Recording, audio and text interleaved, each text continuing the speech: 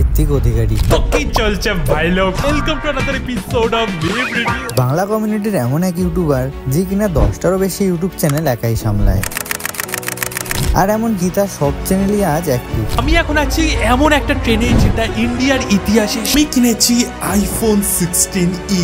তো কি চলছে ভাই লোক, ধারাধার ভিডিও আসছে, বুঝতেই পারছো। তাহলে কি এটাই আসল কারণ তার দিন দিন এত ফেমাস হওয়ার? আর কেনই বা এত ফেমাস আর এত চ্যানেল থাকা সত্ত্বেও এখনো ঋত্বিক অধিকারী নাম্বার 1 বা দ্য বঙ্গাইয়ের জায়গাটা নিতে পারেনি? আসো আজকের ভিডিওতে এটাই জানবো।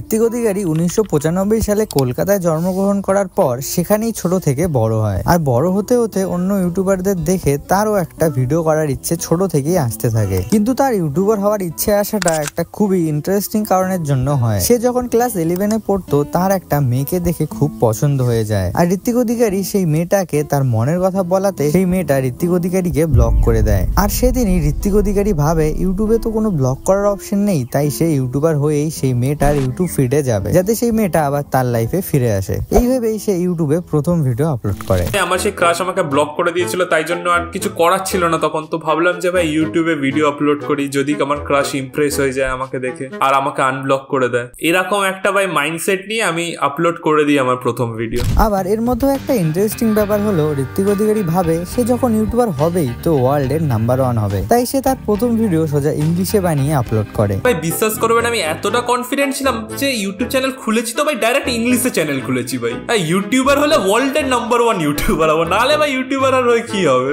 কিন্তু যখন দেখে ইংলিশে কিছুই হচ্ছে না, কিছুদিন পরে বুঝলাম না ভাই ইংলিশটা না ঠিক হচ্ছে না, মানে মাথার ভেতর স্ক্যাম গুলো তো বাংলায় আসছে, সেগুলোকে আবার ইংলিশে কনভার্ট করে হচ্ছে না ঠিক, মানে ঠিক ব্যাপারটা জমছে না। তখন আবার সে ভাবে চলো ওয়ার্ল্ডের নাম্বার 1 তো হবে না, তো ইন্ডিয়াতেই নাম্বার 1 হয়ে যায়। তাই সে ইংলিশ থেকে আবার হিন্দিতে ভিডিও বানানো শুরু করে। আমি বললাম যাই হোক ভাই ওয়ার্ল্ডে তো নাম্বার 1 আর হওয়া হবে না, তো একটা কাজ করে ইন্ডিয়াতে নাম্বার 1 হয়ে যায়। তো হিন্দিতে আমি আমার কেরিয়ার আবার শুরু করলাম। তখন তার চ্যানেলের নাম ছিল দ্য ব্যাক বেঞ্চার্স। সেখানে সে 2018 অব্দি ইংলিশ আর হিন্দিতেই ভিডিও আপলোড করে। কিন্তু দেখতে দেখতে তার কলেজেও অ্যাডমিশন নেওয়ার দিন চলে আসে, আর সেদিন সে খুব ডিমোটিভেট ফিল করে, কারণ ইউটিউবে সে রেগুলার ভিডিও তো আপলোড করে যাচ্ছিল কিন্তু কোনোই টাকা পয়সা আসছিল না সেখান থেকে। মনে হচ্ছিল যে এরকম ভিডিও বানাচ্ছি মানে আলটিমেটলি হবেটা কি, হচ্ছেটা কি, হচ্ছে তো কিছুই না, জাস্ট টাইম ওয়েস্টই হচ্ছে আমার। কলেজ স্টার্ট হতে চলেছে, তো আমাকে কলেজে ভালো পড়তে হবে, ভালো কিছু প্লেসমেন্টে জব পেতে হবে, তা না হলে ভাই এরকম ভিডিও বানাতে তো আমার ভালো লাগছে কিন্তু তাহলে ভাই টাকা পয়সা তো কিছু আসছে না, তাহলে আমি করবোটা কি ফিউচারে। এরপরে সে কলেজে ভর্তি হয়ে ভেলোরে চলে আসে, আর সেখানে হোস্টেলে একাই থাকার ফলে খুব একা একা ফিল করে ঋত্বিক অধিকারী। আর সেখানে বেশিরভাগ হিন্দিতে কথা বলা স্টুডেন্ট থাকার ফলে তাদের সাথে মিশতে অতটাও ভালো লাগতো না ঋত্বিক অধিকারীর। আশেপাশে ভাই দিল্লি মুম্বাই ওইসব জায়গা থেকে স্টুডেন্টরা আসতো ভাই হিন্দিতে কথা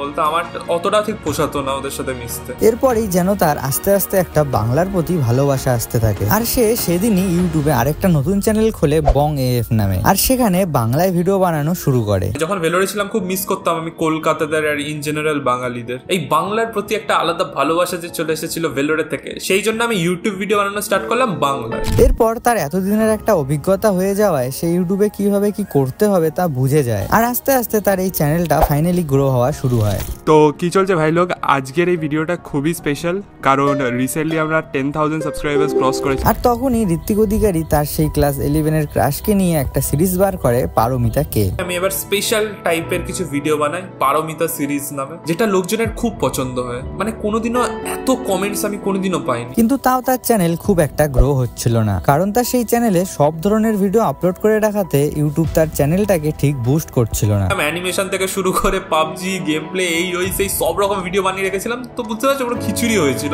এরপরেই সোজা 2020 ঋত্বিক অধিকারী আবার ডিমোটিভেট হয়ে পড়ে, কারণ তার কলেজের আর মাত্র 1 বছর বাকি, তারপরেই তার প্লেসমেন্ট শুরু হয়ে যাবে। আর তার আগে যদি ইউটিউবে কিছু না হয় তাহলে তাকে ভিডিও বানানো বন্ধ করে চাকরি করতে হবে। আমি ভাবলাম হয়তো শেষ ভাই, হয়ে গেছে, আর টাইমই তো নেই ভাই ইউটিউব চ্যানেল গ্রো করার, আর কোনো অপশনও নেই, চ্যানেলও গ্রো হচ্ছে না, খুব স্লো গ্রোথ, মানে অলমোস্ট ডেড চ্যানেল। কিন্তু ঋত্বিক অধিকারী হাল না ছেড়ে লাস্ট আরেকবার ট্রাই করে আর আরেকটা নতুন চ্যানেল খুলে তার নিজের নামে। এখন ভাই আমার কাছে জাস্ট একটাই বছর ছিল, কলেজ শেষ হওয়ার আগে আমাকে কিছু একটা করতেই হতো যদি আমি এই ভিডিও আপলোড জিনিসটা যদি কন্টিনিউ করতে চাইতাম পরে। তো সেই রাতেও ভাই যখন মনে হচ্ছিল যে ভাই গিভ আপ করে দিই, গিভ আপ না করে আমি আবার একটা নতুন চ্যানেল খুলি ঋত্বিক অধিকারী নামে। আর সারপ্রাইজিংলি তার প্লেসমেন্টের আগেই ঋত্বিক অধিকারী চ্যানেলটি আস্তে আস্তে গ্রো হতে শুরু করে। তো কি চলছে ভাই লোক, welcome to our new video. আজকের ভিডিওতে আমরা দেখতে চলে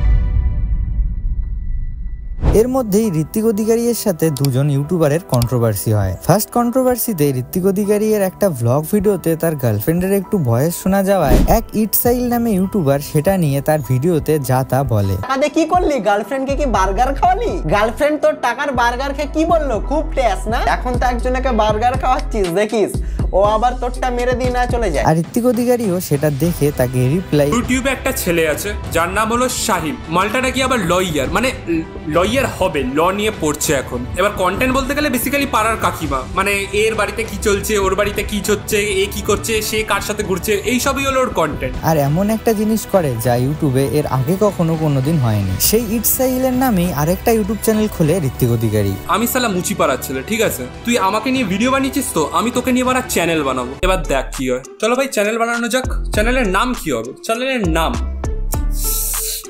নাম হবে ইটস সাহিল পাগলা চোদা।